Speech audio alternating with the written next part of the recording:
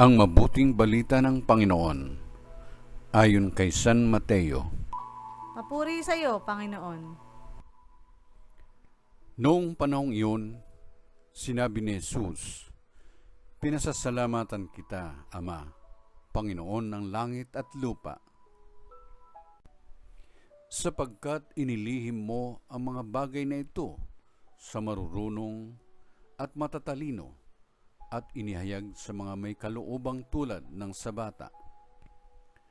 Oo, Ama, sapagkat gayon ang kinalulugod mo.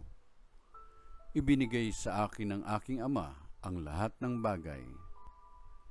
Walang nakakikilala sa anak, kundi ang Ama, at walang nakakikilala sa Ama, kundi ang anak, at yaong marapating pagpahayagan ng anak." Ang mabuting balita ng Panginoon. Pinupuri ka namin, Panginoong Jesucristo.